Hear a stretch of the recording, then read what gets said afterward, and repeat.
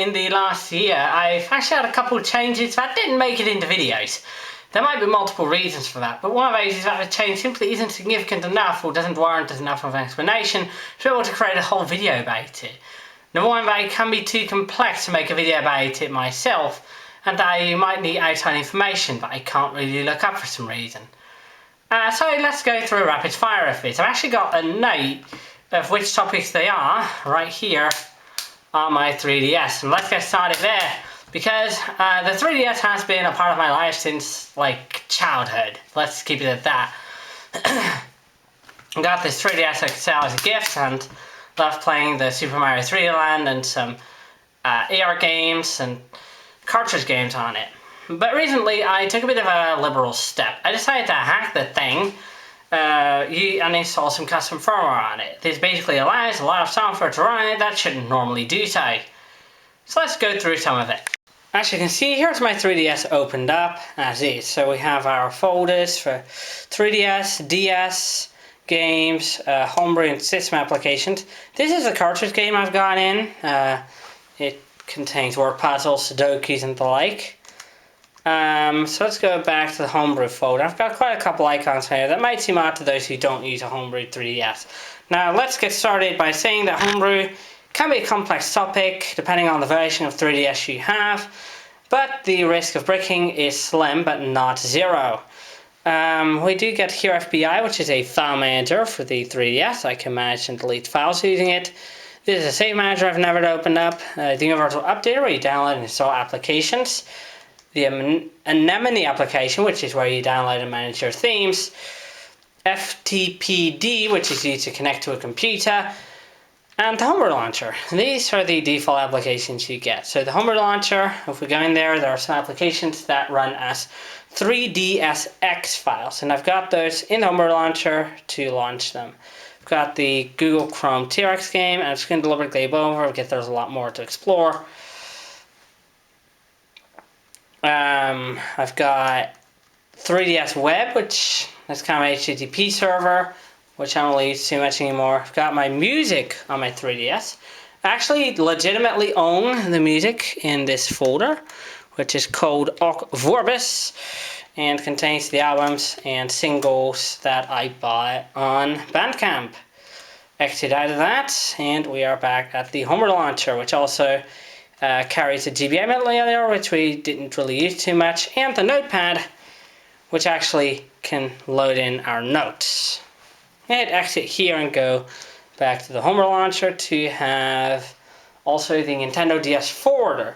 If we go now to the 3DS or the DS forwarder, that allows me to set up Nintendo like icons on the home screen for files that I've downloaded off the internet. Those could be homebrews, those could be from a pirate ship. Speaking of the DS, I've got a folder for those, and those, I've actually got two of them. Mario Kart DS, which, yeah, I didn't just get out of nowhere. It actually, I played a lot at a friend's house, and it was a lot of fun. Then I have Stella DS, which is an Atari 2600 emulator. I have two games for the Atari 2600 on my 3DS.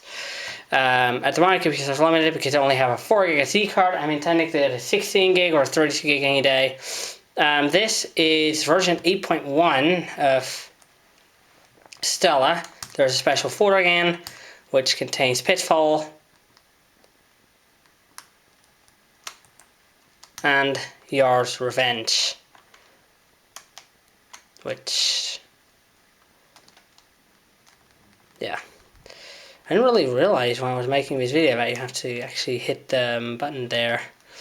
Let's power off Stella DS and return to the home menu to show you a couple more tricks of the 3DS. Because I actually have some standalone applications that don't require the Nintendo DS side of things or the Homebrew Launcher to run, they just run native in the 3DS side of things. And I'm going to show you some of them. Actually quite quick, so I'm just going to leave that in. There is a 3DS remote controller. So this allows me to connect, if I want to my computer and play retro games on my computer. I have RetroArch set up over there, as well as some PCSRX for the PS1, and It's called, I think, yeah, it's Dolphin for Wii and GameCube games. The other method of playing these is actually this little Wiimote, which I've got on the flea market on May the 5th. Got this protective rubber at the thrift store on the same flea market. I've also got the drawing tablet you might have seen many times before. This Wii nunchuck. And this Wii wheel for Mario Kart Wii and F-Zero GX on the GameCube. Exiting out of that, I also have Fourth Tube. Fourth Tube is a little YouTube client project for the 3DS. So you used to be able to watch YouTube native through an app or the browser. Now you need homebrew applications. I'm just gonna type tests. I'm not gonna play in video due to copyright issues, but it works fine. Though it does sometimes crash out. So I can also have the option of downloading YouTube or other videos on the 3DS and playing them through another program. Let's go to this one. This is TinyVNC, and it allows me to basically just connect to a external device that is, yeah, there we go. I can control my internet radio through here, for instance. Let's actually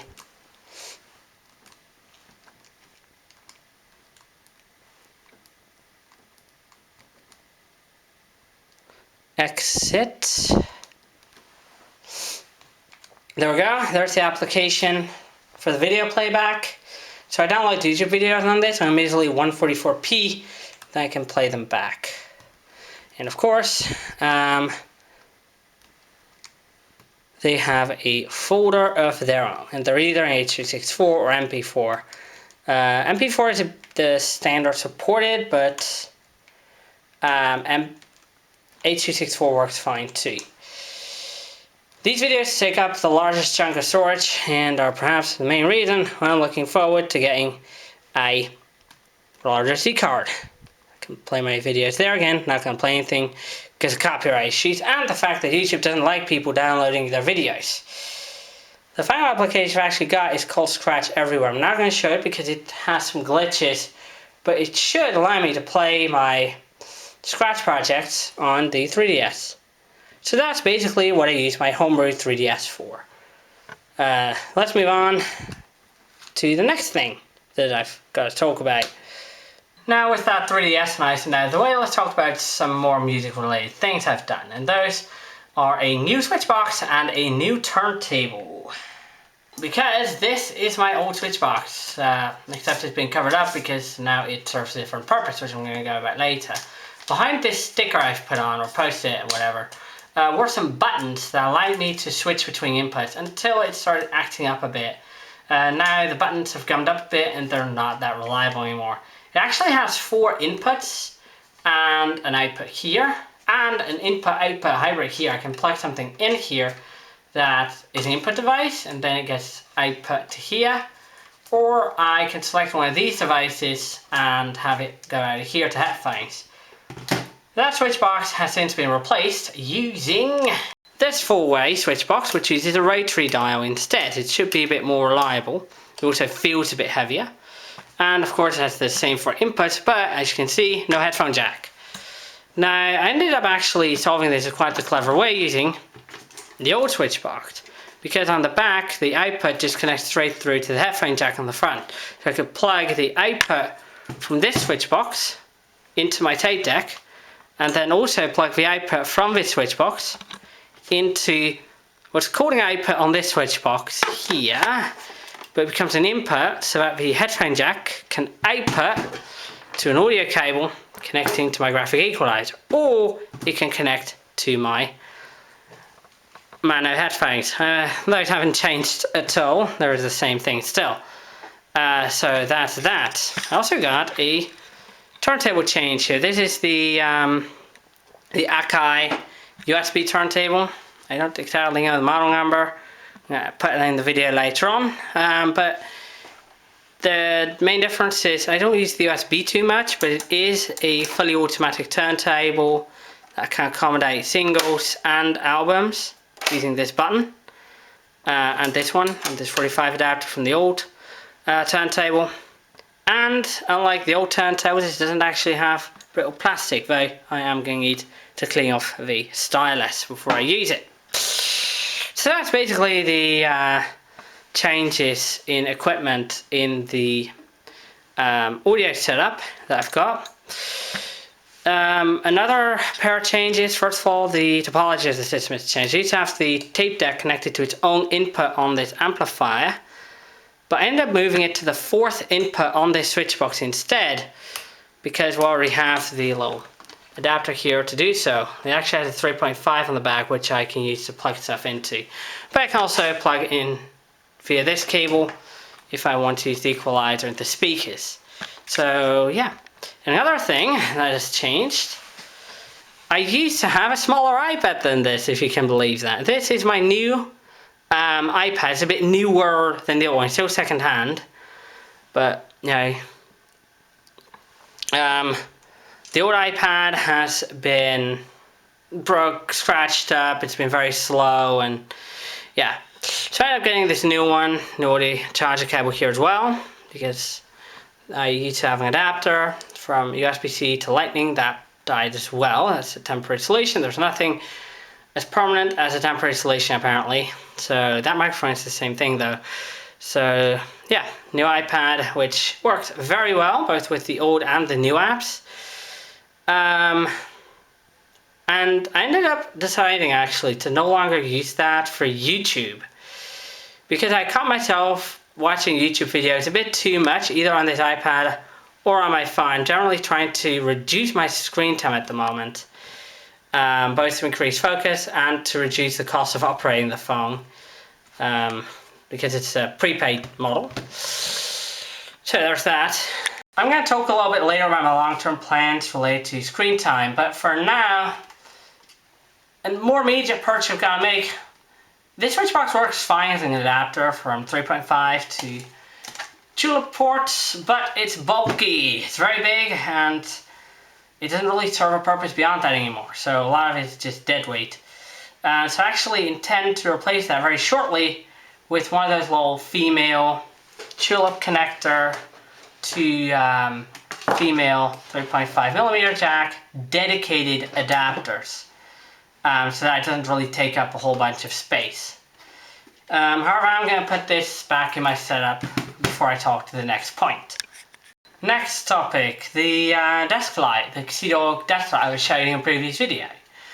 It's been a couple months after I bought it, I think 1 or 2 months, whatever, and it's been working pretty well. I mean, I just turn off the room lights and turn on the screen light, and it just focuses my light right where it should be, either to the screen or when I'm drawing, to what I'm drawing, of course. I do so turn on the work lights, so the overhead lights for video work, because, well, the cedar light isn't really powerful enough for that. So it's been working very well. I've actually discovered that if you use the right adapters, I could actually power it on the lowest brightness setting, which I use by default anyway, via my iPad or my smartphone in an emergency. That's very important because I used to have 2 power banks, a white and a black one. One of them died, the black one died, an early death, and the white one got stolen during our last bicycle vacation. I meant to say last bicycle vacation actually, it's not like we're going on bicycle vacation anymore. In fact, I'm very interested in trying to get that together for next summer. Then I wanted to go for amateur radio last year. That has failed because of plans and unscheduled resets and stuff like that. Fortunately, however, if everything goes correctly, next quarter I will only have 3 subjects and hopefully no resets. So that exam period can also go for my amateur radio exam and finally get the beloved license for two-way communication. I actually made a video about amateur radio in general and a video about making a amateur radio specific USB flash drive for my study laptop that contained Peppermint OS to make notes and logs and decode SSDV and browse the web privately and stuff like that. But that USB flash drive has been working well in combination with my radio scanner, of which actually not going to show you in this video, but in a short, how it's actually operating, including it actually receiving something, hopefully. And then a little bit of a note about screen time on the go. I've been feeling lately, both in terms of cost and in terms of what I could have been doing in that time. I've got so many fun things to do, not to mention the studying, which I also really love, that I realized that I've been spending my time too much on the phone. Like, from the early morning on YouTube to the later evenings, it's been too much for me, I thought. So yeah, I ended up with a couple of rules. Now, I used to use Stay Free to manage my screen time, but on my private devices, I uninstalled it because it's apparently free, but not open source, which is very important to me. In fact, it's actually managed by a data broker company or whatever. Instead, on my smartphone, I use DigiPause, which is an open source application that can only be found on F-Droid, to manage my screen time. Now, the rules I set, besides just the usage tracker that tells me how long I've been using my phone, trying to keep that number pretty low, and a separate app for data usage monitoring, which was kind of part of the point. I also have a couple other rules. For instance, when I open certain apps, it actually closes out, for instance, my Fedit, my Firefox, my YouTube, my Discord, and in the future, my Mastodon accounts. It closes out and it asks me, do I really want to do that on the phone right now? Or can it wait until I'm at home or I can get out my iPad? And if that's not the case, I have to set exactly how long I set it up. So there's no like preset limit, but it does make me very aware of how long I use my phone. In fact, it even shows a little timer that directly shows how long I have been using the phone. It doesn't show time left, it shows time elapsed. So yeah, that's how I'm currently managing my phone. And also, I'm using monochrome mode on it so that visual distractions are a bit less appealing. Now, speaking of the iPad, I actually have some limits on it as well. I think it was about 3 hours for Discord and other communication stuff, 3 hours for Firefox, of which only 1 hour on Reddit, and I completely removed YouTube from it. I'm using that way too much. I noticed those do instill a sense of consciousness about how long I use my portable devices, but especially on the iPad, the limits that I have set, I have bypassed a lot because that's very easy to do so apparently. But it did help out somehow, somewhat. Now, that basically going beyond that point about how I get my media. So no more YouTube, what then for my music? Because I love listening to music. Well, I've got my physical media, I got my records, my tape at home, and my CDs on the go, and at home as well. But that's something else. I used to use Spotify for streaming music, but I've actually since switched from that to Qobuz, because Spotify apparently gives more money to Donald Trump than they ever do to their artists. Qobuz has actually revealed that they're giving about 1.8 cents per stream for every artist, which is not only, I think, a lot more than Spotify does, but actually creates healthy competition around how many streams you get, especially because Qobuz also condemns the use of AI-generated slop. In fact, slop has become the word of the year of last year, actually, which is how big the problem has become for genuine human artists whose work gets stolen and then abused to basically compete against them. I actually didn't know this before, but you can actually buy your albums and singles outright on Qobuz, just as you can on Bandcamp. Now, I don't think I'm going to be using that feature anymore because I already have offline access on my smartphone, but it is a worthwhile way to support your artists and reduce the time I use my smartphone. I did actually notice that a lot of the time that I've used on my smartphone transferred over to my 3DS, which is very much worth it. Because the smartphone I tend to associate a lot with impulsivity, whereas over on the 3DS I can't just tap whatever I want to use. I actually have to think for a long moment. What do I really want to use it for? Do I want to play a game? Do I want to watch one of the movies or the songs or whatever? You know, I have to think about what I do a lot more than I used to with my smartphone. Now, I actually ended up changing my home screen of my smartphone as well, so that only the habit trackers, the CFA apps and other essential stuff are on the home screen, and all the entertainment is nicely hidden in the app drawer. I actually ended up counting the number of apps and deleting the ones that I don't need either. Like Bandcamp is not only on my iPad and my 3DS.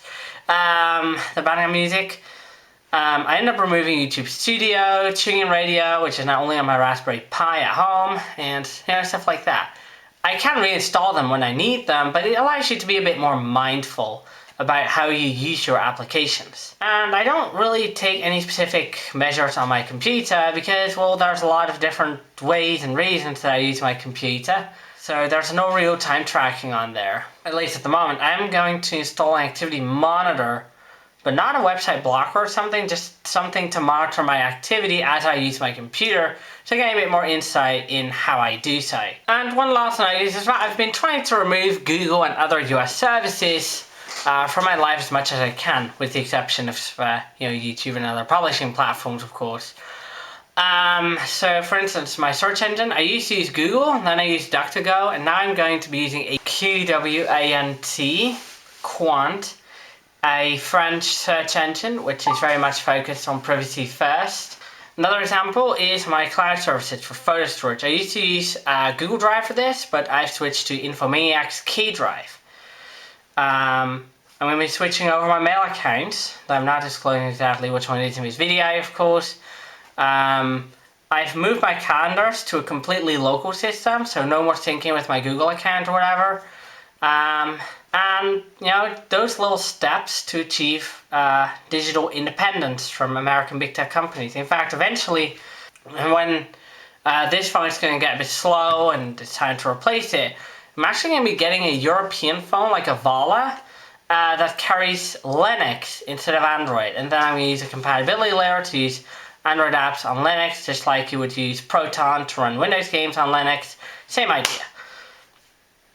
So I'm just going to try that out, but that's not going to happen this year. What I am looking forward, not this year either, but next year, is actually removing my SIM card from this smartphone and putting it in a dumb phone. So like a little keypad phone. I'm going to get one that can run Android, so I can use stuff like WhatsApp, Signal, and two-factor authentication on it.